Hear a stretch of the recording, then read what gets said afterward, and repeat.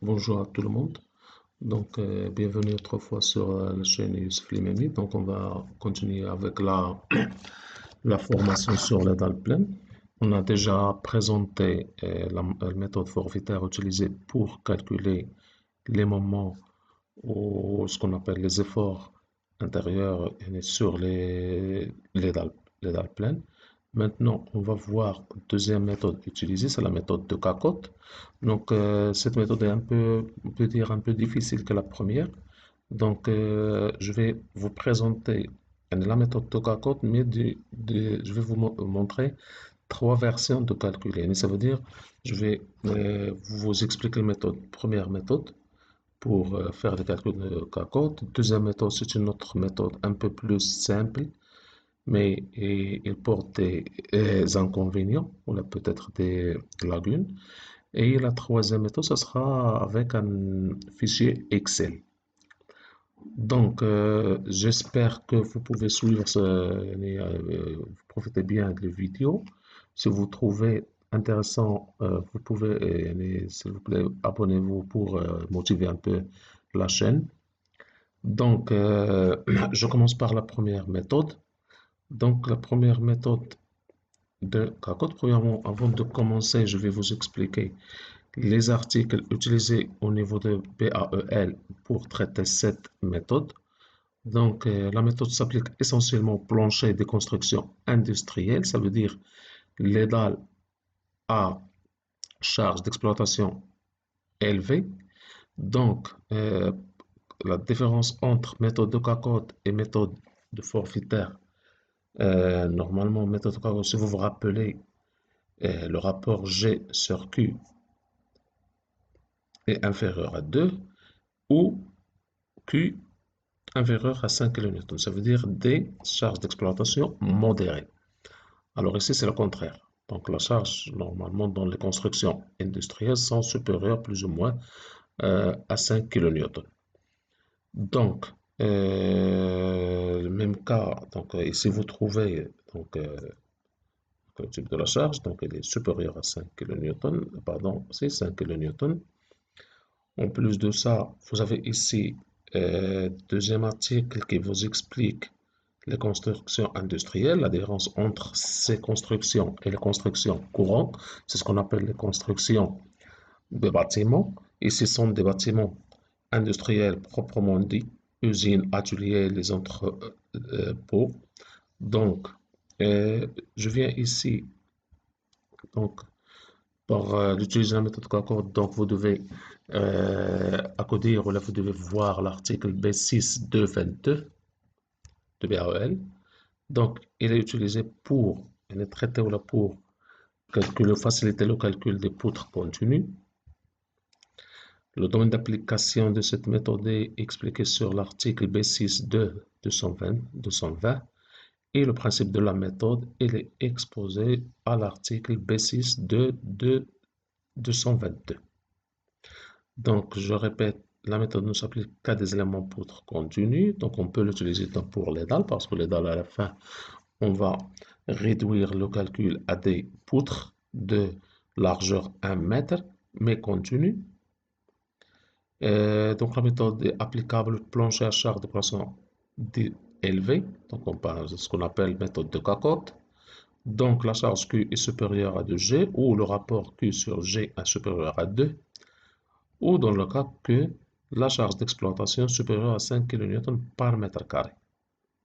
Donc, les moments d'inertie, normalement, les deux premières conditions, si on a l'absence de l'une de ces conditions, donc on peut utiliser la méthode de Cacotte, mais aussi, même si les deux conditions sont satisfaites, c'est l'une des autres conditions déjà décrites dans le cadre de la méthode forfaitaire. Donc là, vous devez utiliser Cacotte. Par exemple, les moments d'inertie des sections transversales ne sont pas les mêmes dans les différents travées. Les portées successives ne sont pas dans un rapport compris entre 0,8 et 1,25. Donc, ça veut dire là, même si vous avez une charge de 5 kN, donc vous devez utiliser Cacotte. Et l'effet peut compromettre la tenue des cloisons et celle de fixation. Ça veut dire les fixations sont préjudiciables ou très préjudiciables. Donc ça veut dire n'importe quelle condition de ces trois types. Donc, on doit utiliser la méthode de Cocotte. Donc, moi, je vais essayer de faire le travail sous forme de 3 vidéos. S'il vous plaît, ça sera 3 vidéos. Je commence par le premier vidéo. Donc, je vais exposer la première méthode. Donc, la première, donc peut-être la théorie de ce qu'on appelle la méthode de Cocotte. Et je vais faire ça sous forme d'un exemple. Donc, l'exemple que je vais vous décrire ici, c'est une poutre continue, que vous voyez ici. Je vais appeler les appuis A1, A2, A3, A4, A5. Ça veut dire j'ai 5 appuis. J'ai 4 travées, T1, travée 1, travée 2, travée 3, travée 4. La charge sur le premier travé, donc charge d'exploitation, c'est 6 kN par mètre. G, c'est 10 kN par mètre. Deuxième travée, 8 kN par mètre. La charge permanente, c'est 13. Ainsi de suite. Donc, travée 3, 5. Charge permanente, 12 kN par mètre. Et quatrième travée, 6,5, 13. Les longueurs réelles des travées, ce qu'on appelle les portées, c'est 4,5 premier travée, 4,2 deuxième travée, 4,2 troisième travée et 4 quatrième travée. Donc, pour les calculs des moments sur les appuis, on doit calculer ce qu'on appelle les portes effectives. Donc, les portes effectives pour une travée de rive, c'est L1, L1' égale à L1, mais pour une travée intermédiaire, c'est 0,8. Ici, s'il vous plaît, c'est une petite erreur, c'est L2. C'est 0,8 fois L2. Travée T3, c'est une travée intermédiaire. Donc, le portée fictive, c'est 0,8 fois L3. Le quatrième travée, c'est une travée de rive. Donc, le portée fictif égale portée réelle. Donc, je répète, donc, les travées intermédiaires, L2' égale à 0,8 L2 ou 0,8 L3. Pour les travées de rive, normalement, le coefficient que vous utilisez ici, c'est 1.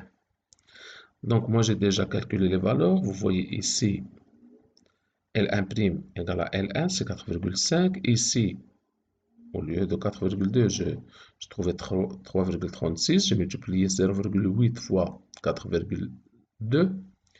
Ici, j'ai multiplié 0,8 fois 4,2. J'ai trouvé 3,36. Et ici, c'est une travée de rive. Donc, L'4 égale à L4. Donc, on a besoin de ces valeurs pour calculer le moment sur les appuis. Donc, je commence. Donc, pour un cas de charge considéré, le moment de travail est donné par. Donc, par cette formule, c'est m de x égale mu x plus m gauche fois 1 moins x sur L. On va expliquer ça veut dire quoi m gauche plus m droite fois x sur L avec mu x égale à px sur 2 L moins x. Ça, on appelle ça le moment isostatique de travail considéré. Ça veut dire quoi? Donc, ça veut dire que j'ai une travée dans une poutre, je vais le isoler d'une manière isostatique et je vais faire les calculs qu'on a déjà vus, si vous voulez, dans la chaîne Youssef Limami. Vous avez l'exercice sur le vidéo RDM1 et vous allez trouver une petite démonstration comment j'ai arrivé à trouver les efforts intérieurs d'une travée isostatique. Donc, c'est ce que vous voyez ici. Donc, quand je dis pour un cas de chargement considéré, ça veut dire qu'il y a plusieurs. Donc, dans le cas des capotes, une poutre continue, une fois elle est chargée par une charge permanente et charge d'exploitation, on sait que les charges d'exploitation vont occuper plusieurs position. Cette position, normalement, c'est ce qu'on utilise dans le calcul, mais c'est pas évident qu'on va trouver la charge d'exploitation distribuée sur toute le poutre. Peut-être parfois, elle va occuper les deux premiers travées, sinon les deux derniers travées, donc T3, T4, ainsi de suite.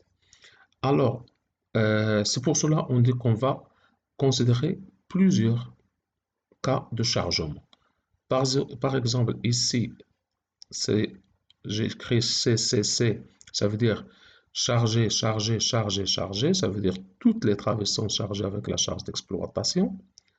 Ici, la charge d'exploitation se trouve seulement sur les deux premiers travées, T1 et T2.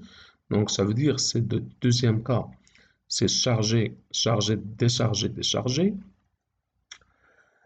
Troisième cas, c'est le cas où la charge d'exploitation se trouve sur les deux derniers travées, sur T3 et T4. Donc, c'est décharger, décharger, charger, charger.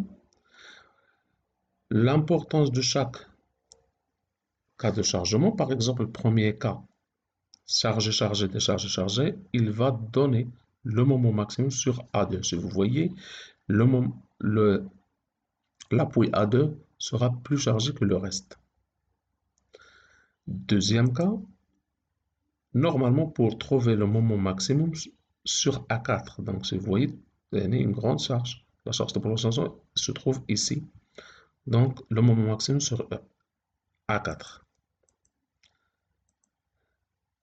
Deuxième, voilà ce qu'on appelle quatrième type de chargement, c'est ce qu'on appelle charger, décharger, décharger, charger.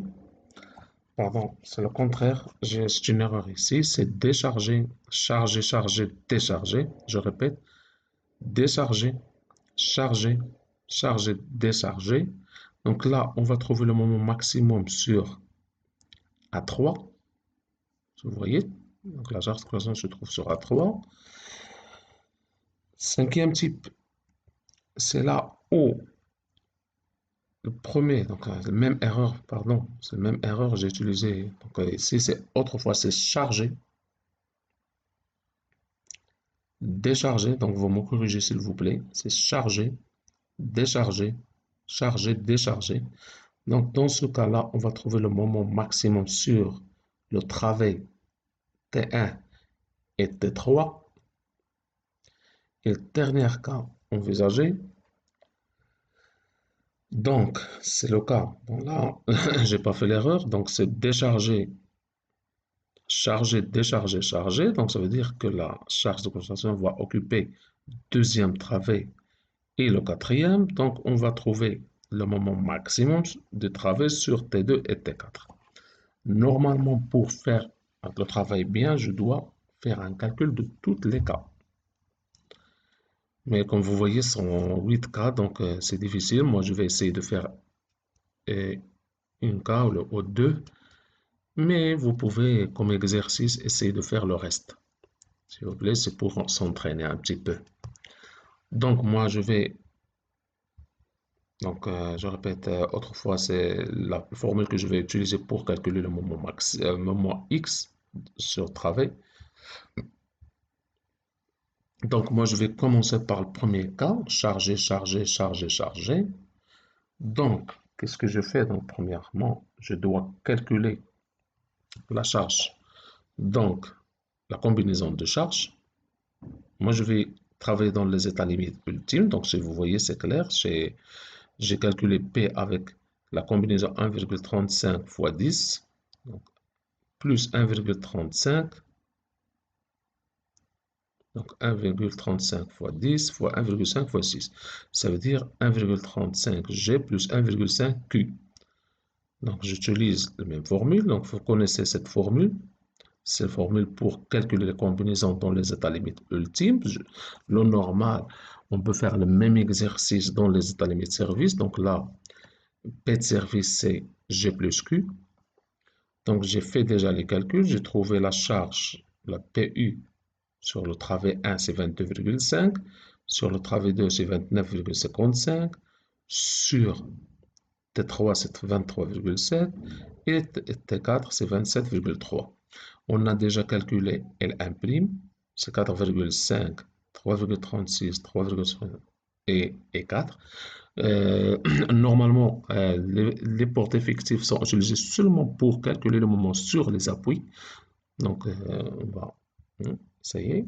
Donc, quelle est la procédure? Comment je vais utiliser, comment je vais travailler? Donc, premièrement, je vais calculer le moment dans les appuis, voilà, sur les appuis. Donc, premièrement, le moment sur l'appui, les appuis de rive, et sont égales à 0. Ça veut dire MA1 sur l'appui A1 et l'appui 5, c'est 0. Les deux vont donner 0. Pour A2, j'utilise la formule suivante. Cette formule, vous allez la trouver dans l'article que j'ai déjà exposé, que vous allez trouver dans BAEL. Donc, c'est moins P gauche. Donc, moi, je suis en train maintenant de calculer le moment sur les appuis. P gauche, L', ça veut dire L fictive à la position 3 gauche, plus la charge droite fois L' droite à la position 3, divisé par 8,5 fois L gauche plus L droite. Donc, s'il vous plaît, pour comprendre, par exemple, si je vais ici vers l'appui A2, quand je dis P gauche, donc c'est cette charge. La charge que se trouve à gauche de A2. Donc, c'est 22. Ici, normalement, c'est 22,5. L' gauche, bon, vous voyez, ça c'est A2, la gauche, c'est 4,5. Plus P droite. P droite, c'est 29,55.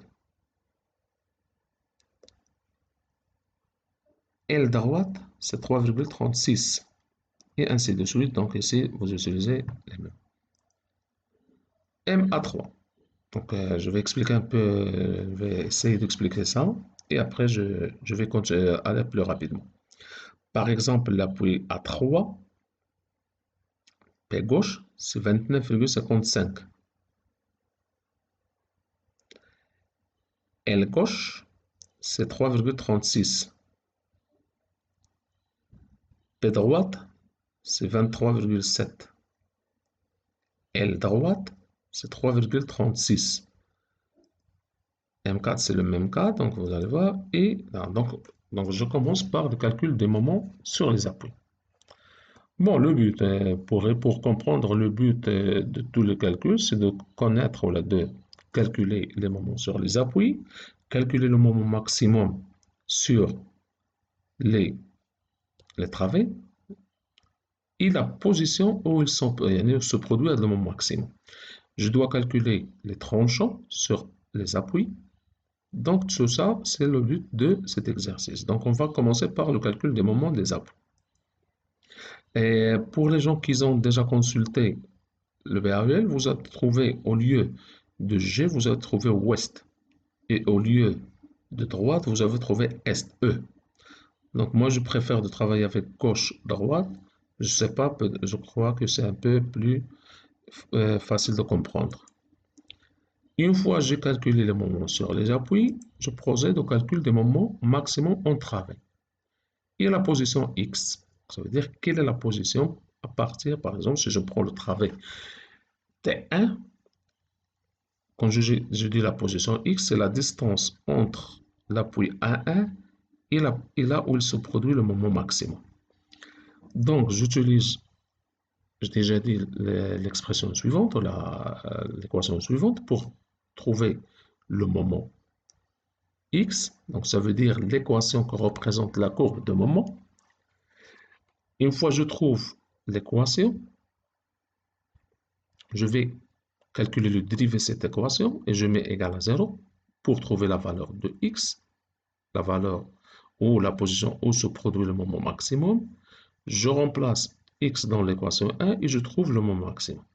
S'il vous plaît, tout ça, on va l'appliquer et on va comprendre mieux. Moi, je suis en train de prendre et de mettre les équations que je vais utiliser, mais vous allez voir l'application, ça sera plus facile. Donc, je commence. Donc,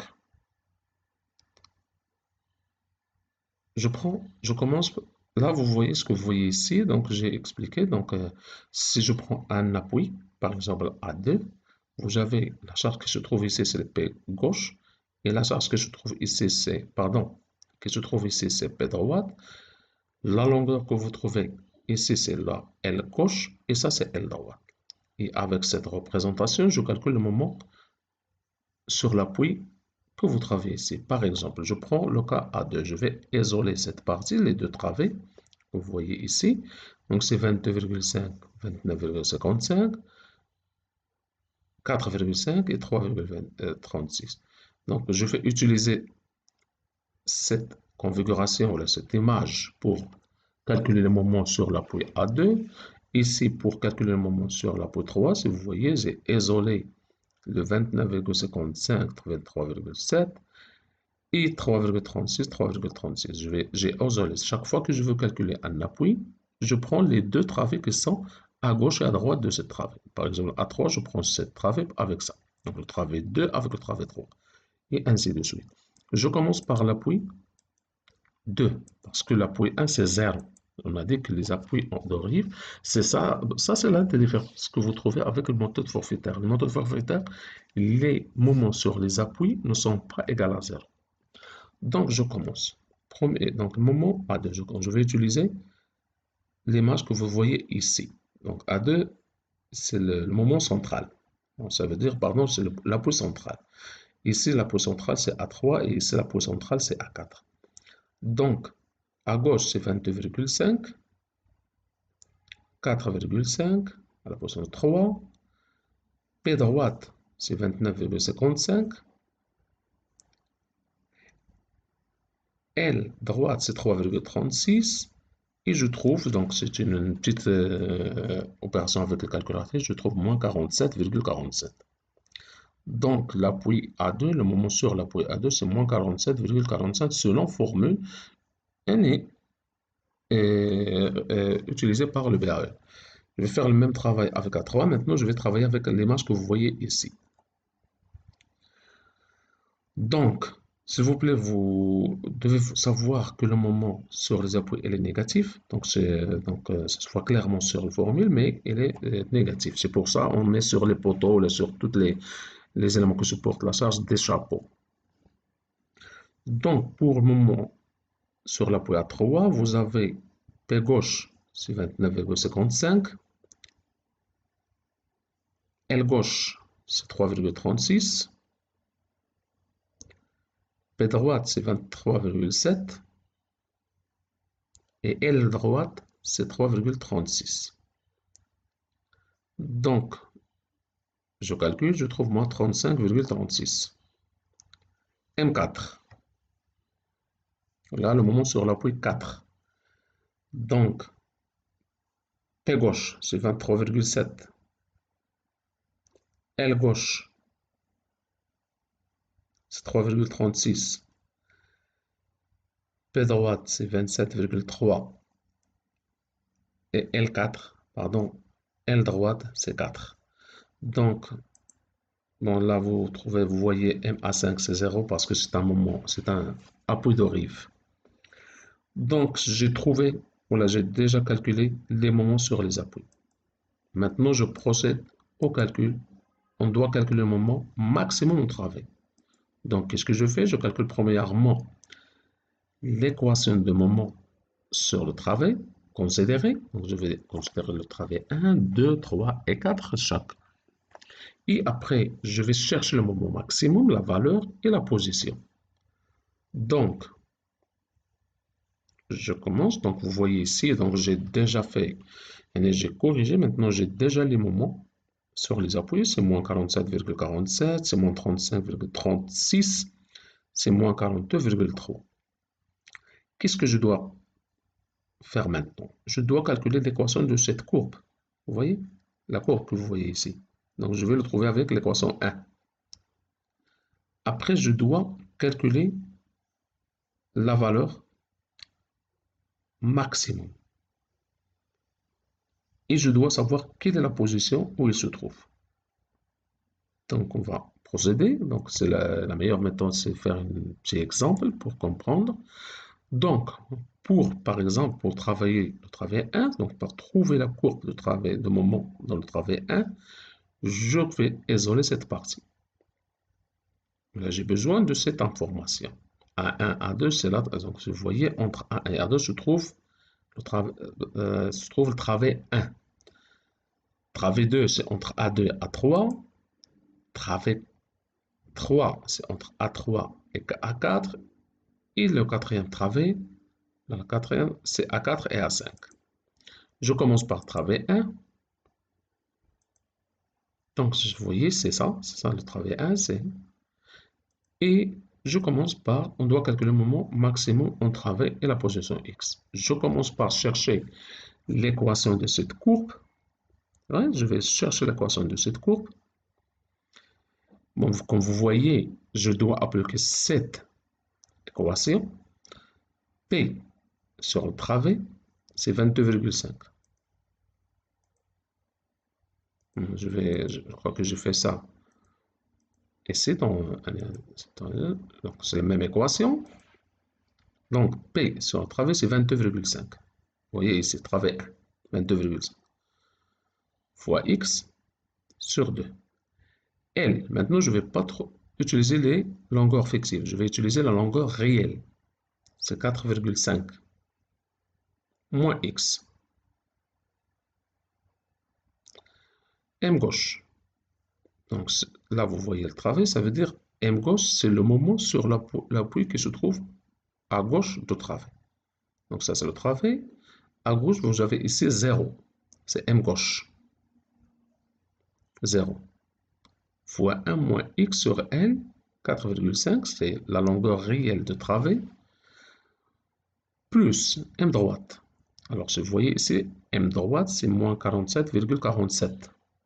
Donc, j'ai mis moins 47,47, c'est X sur 4,5. Donc, j'ai développé l'équation, j'ai trouvé, bon, si vous essayez de faire un petit peu, donc vous allez trouver que mx égale à moins 11,25 x au carré plus 40,08 x. Cette équation, c'est l'équation de cette courbe. C'est la courbe de moment. Notre but, c'est pas seulement de trouver ça, c'est de trouver cette distance et le moment maximum. Vous voyez?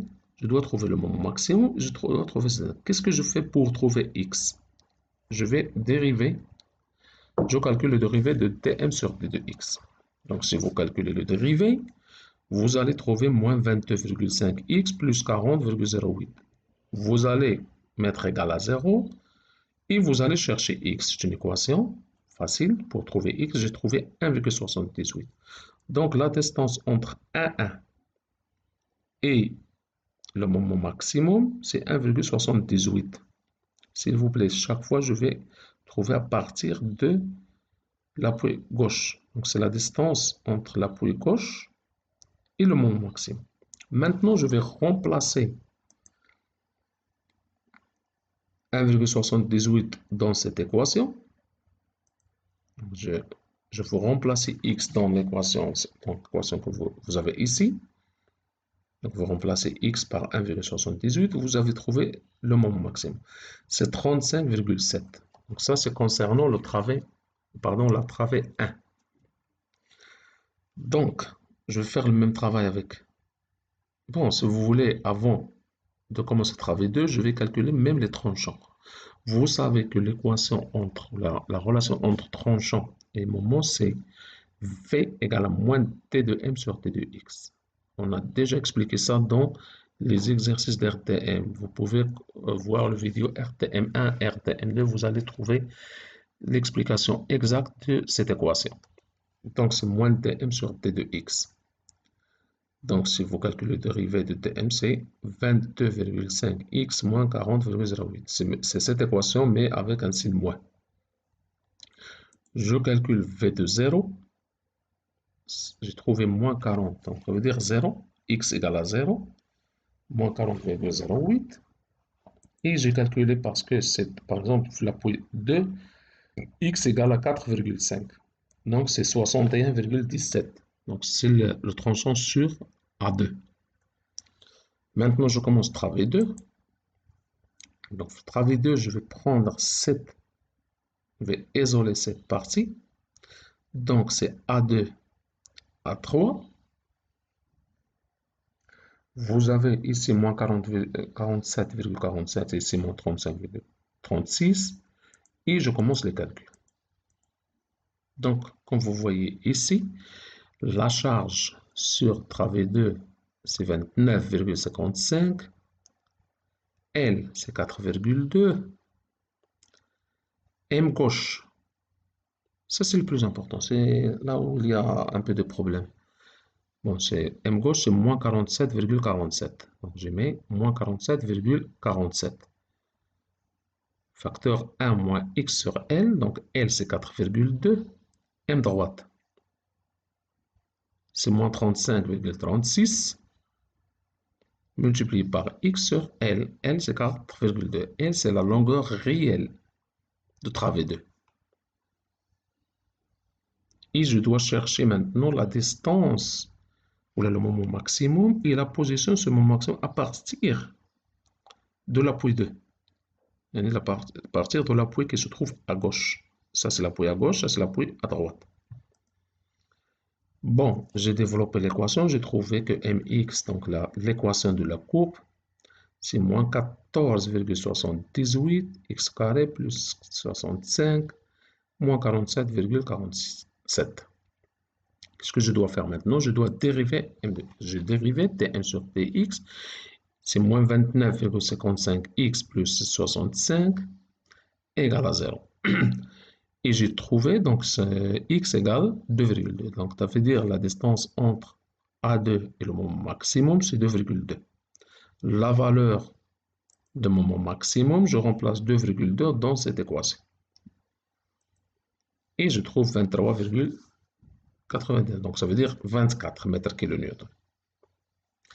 Même cas pour travail. Donc, si vous voulez le tranchant, je fais le même, donc, le même calcul. FV égale à moins Tm sur T2x. Donc, c'est 29,55x moins 65. Donc, c'est cette formule, cette équation, mais avec un signe moins. Je calcule VD 0. S'il vous plaît, c'est 0. C'est pas 4,5. C'est 0. Je considère le travail est indépendant. Donc ici c'est 0 et ici c'est 4,2. Donc je trouve moins 65. Donc c'est sur l'appui A2. Donc on peut dire c'est le tranchant négatif maintenant sur A2. Et sur A3, je trouve 59,1. C'est ce qu'on appelle le tranchant positif sur A3. Le normal, on doit calculer un tranchant négatif et un tranchant positif. Donc, moi, j'ai trouvé maintenant le tranchant positif. Une fois je vais commencer là, je vais traiter travail 3, je vais trouver sur A3 ce qu'on appelle le tranchant négatif. Donc, il faut rappeler ici, là, c'est sur A3, 59,11. Je dois trouver le tranchant négatif. Donc, travail 3, même cas. Donc, je ne vais pas expliquer parce que maintenant, je crois que c'est déjà compris. Donc, vous voyez ici, T3, la charge, c'est 23,7. La longueur, c'est 4,2. Le moment à gauche, c'est moins 35,36. Le moment à droite, c'est moins 42,3. Je trouve l'équation suivante. Moins 11,85x carré plus 48,12x moins 35,36. Je calcule Tm sur T2x. C'est le même travail. Je trouve x égale à 2,03, donc c'est cette distance. Et je dois trouver le moment maximum. J'ai trouvé 13,49. Je calcule le moment. Donc V égale à moins T2m sur T2x. C'est 23,7x moins 48,12. 0. V de 0, c'est, je vais trouver le tranchant sur A3. Et ça, vous voyez, il est négatif. Donc, ça veut dire que j'ai déjà trouvé le tranchant positif. Maintenant, j'ai trouvé le tranchant négatif. Et sur A4, maintenant, j'ai trouvé le tranchant positif. Donc, c'est appliqué. Donc, X, c'est 4,2. A4. Donc, travée 4. Donc, c'est le même cas. Là, La charge P, c'est 27,3. C'est ça. La longueur, c'est 4. La gauche, le moment à gauche, le moment sur l'appui qui se trouve à gauche, c'est que moins 42,3. Et sur l'appui qui se trouve à droite, c'est 0. Et je trouve l'équation suivante. Je calcule le dérivé. Je mets le dérivé égal à 0. Je trouve x égale à 2,39, c'est cette distance. Et je remplace. Et je trouve le moment, c'est 35,56. Bon, autrefois, je calcule les tranchants. Donc, V, c'est moins dm sur d de x. V de 0, c'est moins 65,2. Donc, c'est le moment négatif sur A4. Et V4, c'est 44. Donc, c'est le moment sur A5. Donc, si vous voulez, je vais donner un petit résumé de tout ce que j'ai fait. Donc, je répète, vous avez, donc on travaille une poutre avec 4 travées, T1, T2, T3, T4. Donc, travée 1 se trouve entre l'appui A1 et A2, travée 2 entre A2 et A3, travée 3 se trouve entre A3 et A4, et le troisième travée se trouve entre A4 et A5. Donc, je suis en train de faire le cas de charge, charger, charger, charger, charger. Le porte effectif, travée 1, c'est L1. Porte effectif, travée 2, c'est 0,8 L2. Travée 3, c'est 0,8 L3. Et travée 4, c'est L4. Pourquoi? Ça, c'est un travée de rive et ça, c'est un travée de rive. Donc, le coefficient, c'est 1. Donc, ça, c'est un petit résumé.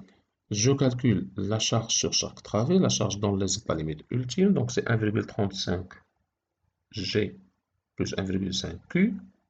Je calcule le moment sur les appuis. Je calcule le moment sur les travées. Et je calcule la position X de mon maximum. Et je calcule la valeur de mon maximum. Et je calcule les valeurs de tranchant positif sur l'appui et la valeur de tranchant négatif. Donc ici, vous avez les valeurs déjà. Donc c'est ce qu'on a déjà calculé. Donc vous pouvez le voir. Donc plus ou moins, c'est le résultat. Donc, l'importance de cette méthode. Cette méthode, elle est tellement théorique, elle est la base de toutes les autres méthodes. Donc je vais vous exposer dans la deuxième vidéo et la troisième vidéo deux autres méthodes. Mais les méthodes doivent être comprises. Donc on doit le comprendre. Si on ne comprend pas d'où viennent toutes les formules exposées dans les autres méthodes, c'est un peu, on est en train de travailler d'une manière aveugle. Donc, j'ai essayé d'expliquer dans cette méthode la théorie de méthode de Cacotte. Deuxième méthode, je vais essayer d'être plus simple parce que je vais essayer d'utiliser une autre méthode plus facile. Mais toutes les formules que je vais utiliser, elles trouvent la base ici dans cette méthode. Donc ici, vous avez tous les résultats. Donc vous avez le poutre continu, T1, T2, T3, T4. Vous avez ici la combinaison de charges. Ici, vous avez les moments sur les appuis et le moment maximum et les distances entre l'appui gauche et le moment maximum, l'appui gauche et le moment maximum, l'appui gauche et le moment maximum et l'appui gauche. Ici, vous avez le traçage de tranchant. Donc, l'appui 1, vous avez un moment négatif. L'appui 2, vous avez un moment négatif et positif. L'appui 3, un moment positif et un tranchant, valeur négative, positif et une valeur négative, ainsi de suite. Donc, j'espère que vous avez bien compris la première méthode. Et je vais donc, 2 jours, peut-être 3 jours, donc je vais lancer la deuxième méthode et la troisième. La troisième, ce sera Excel. Donc, l'utilisation des Excel. Donc, le normal, c'est de comprendre les trois et après, utiliser l'Excel, c'est mieux. Donc, c'est plus facile. Donc, moi, j'ai expliqué la base de la méthode. Deuxième méthode, ce sera une méthode plus simple, mais avec des formules qui ne sont pas, il n'y a pas d'explication, mais vous allez comprendre que la deuxième méthode que je vais exposer vient de ce qu'on a vu maintenant. Et la troisième méthode, ou ce qu'on appelle troisième vidéo, ça sera la méthode de Kahoot avec Excel. Si vous arrivez à comprendre les trois méthodes, s'il vous plaît, vous convergez vers la méthode la plus facile, c'est de travailler avec les Excel. Donc, c'est ça. Donc, merci pour votre attention et on se trouve sur la deuxième vidéo sur méthode de Kahoot. Merci et à bientôt.